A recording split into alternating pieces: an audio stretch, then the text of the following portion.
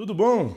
Olha só, estou fora do estúdio aqui, estou em outro cenário, estamos de férias, estou no frio, em outro fuso, aqui é de madrugada ainda, mas é que saiu a notícia de que faleceu o Lindomar Castilho. Eu não li ainda a notícia em nenhum portal, mas quem passou a informação foi a filha do Lindomar, a Liliane de Gramont, através do Instagram dela. Ela fez um texto muito bonito em homenagem ao pai, sobre toda a história dela com o pai, e eu vou colocar esse texto no final aqui do vídeo. Então, se você quiser ler o texto que ela fez, pode pular lá para o final do vídeo ou espera que eu vou falar algumas coisas aqui que eu acho que valem a pena a gente conversar. Só para deixar um aviso aqui, antes, eu vou falar alguns nomes e para vocês não confundirem, às vezes eu também troco o nome na hora.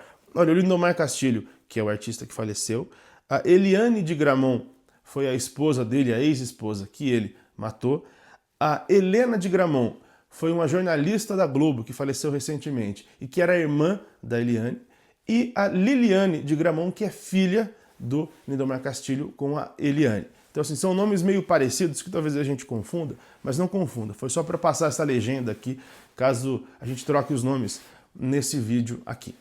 O Lindomar Castilho era goiano e foi para São Paulo para tentar a vida na música e virou um dos maiores artistas populares do Brasil. Era um fenômeno. Muita gente conhece a carreira dele por conta do Você é Doida Demais e do Eu Vou Rifar Meu Coração. Mas essas duas músicas, óbvio, você tem aqueles mega hits que todo mundo conhece, mas elas eram quase nada perto do repertório absurdo que ele tinha. Se alguém pegar os discos dele para ouvir, se você é mais novo e não conheceu a história do Lindomar, você vai se surpreender com o tanto de música que ele tinha. E talvez se você que acompanha o canal, nosso canal é um canal sertanejo, o Lindomar tinha sim uma proximidade com os sertanejos, como eu disse, ele era goiano, e como parceiro de composição, um dos grandes parceiros de composição dele foi o Ronaldo Adriano. Ronaldo Adriano, que é um dos maiores compositores da história do trio Parada Dura, também falecido, mas que tem vários sucessos na música sertaneja e era um grande parceiro do Lindomar Castilho. Outro grande nome ligado ao Lindomar é o Carlos Randal, que também é um mega compositor sertanejo, primo do Lindomar Castilho e que estava na história muito triste que marcou a vida do Lindomar Castilho e da ex-esposa dele, a Eliane de Gramont. Entrando na história, já como todo mundo acho que sabe, o Lindomar Castilho em 1981, ele já era um sucesso estrondoso, ele matou a ex-esposa, a Eliane de Gramont, enquanto ela se apresentava num bar em São Paulo, se eu não me engano é o bar Belle Époque, em São Paulo. Ela se apresentava ao lado do Carlos Randal. O Carlos Randal, primo do Lindomar Castilho. Eu entrevistei o Randal aqui, ele contou a história, uma parte da história do que aconteceu aquela noite. E isso está no ar, esse vídeo está aqui, ó, eu vou deixar o link aqui em cima, não, eu vou deixar na descrição. Se você quiser acompanhar esse vídeo, ele está na descrição.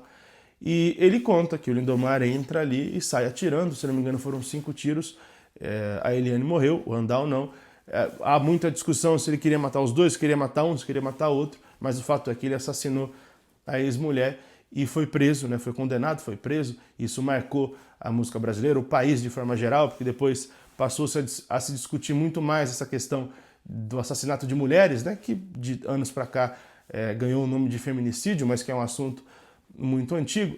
Então essa história o Randal contou parte aqui, tá no ar, e em off ele me contou muita coisa, que se um dia ele quiser contar valendo, ele vem aqui, tem toda a liberdade para contar, mas eu não vou expor porque, enfim, é algo que é muito delicado para todo mundo envolvido nisso. Mas, resumindo, como a gente gosta de fazer aqui, por uma questão de ciúme, dizia-se que o Randal estava namorando a Eliane de Gramont naquela época. O Randal não confirmou isso aqui. Eu vi que até nem quis falar desse assunto, obviamente também não muda nada na história, né? Não tem nenhuma importância a isso. Mas por achar isso, o Lindomar teria ido lá, matado a ex-esposa. Enfim, isso fez com que a Liliane, que era não sei se ele era um bebê, acho que era uma criancinha ainda, ficasse órfã de mãe, e o pai acabou sendo preso também, e ela ficou sem pai nem mãe. Então uma história acaba interferindo em várias histórias ao mesmo tempo, por isso que se trata de um assunto tão delicado. Não é fácil, não. Você vê que uma pessoa perde a vida, não importa, não há nada que justifique isso. Estou dizendo, não há nada que justifique, nem de um lado nem do outro. Porque ela traiu, não, mentira. Porque o primo, mentira, essas coisas.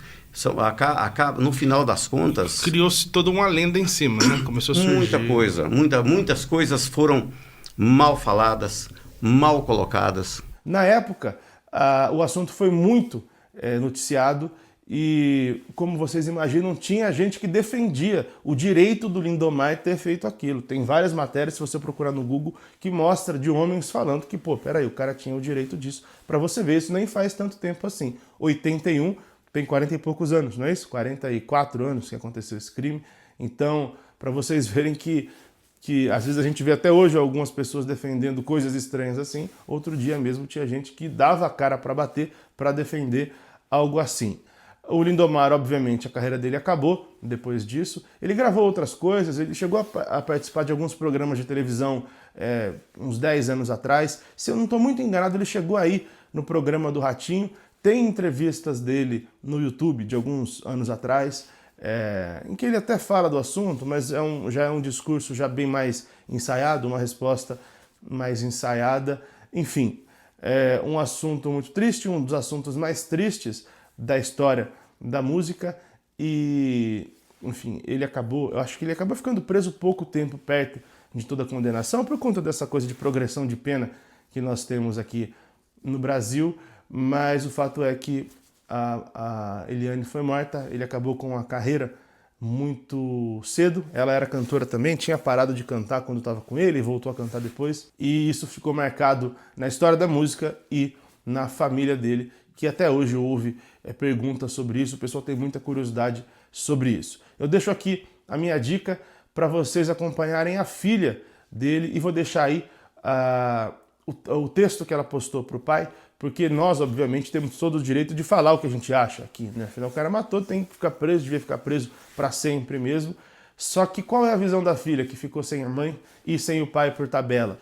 É muito bonito o texto que a Liliane escreveu.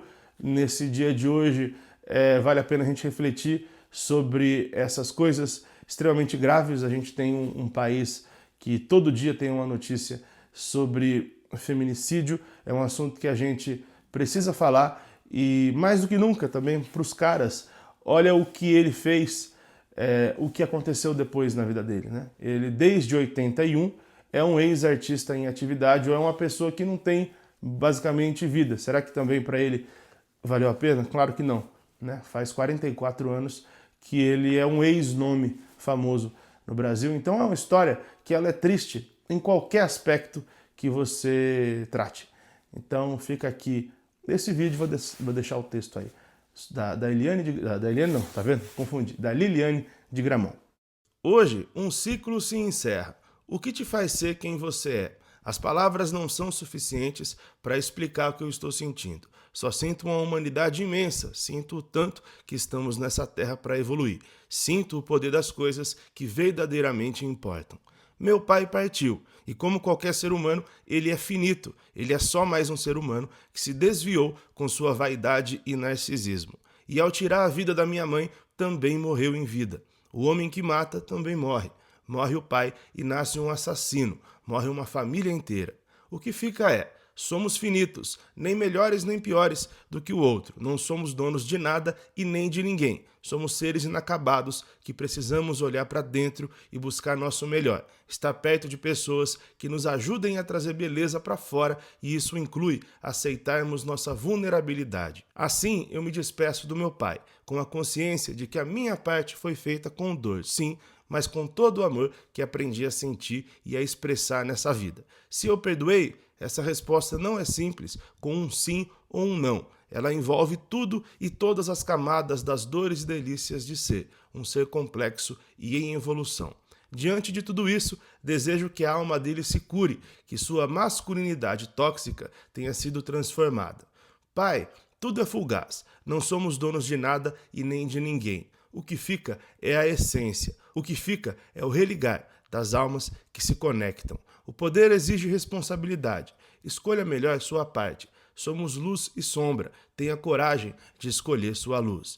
Me despeço com a certeza de que essa vida é uma passagem e o tempo é curto para não sermos verdadeiramente felizes. E ser feliz é olhar para dentro e aceitar nossa finitude e fazer de cada dia um pequeno milagre. Pai, descanse e que Deus te receba com amor e que a gente tenha a sorte de uma segunda chance.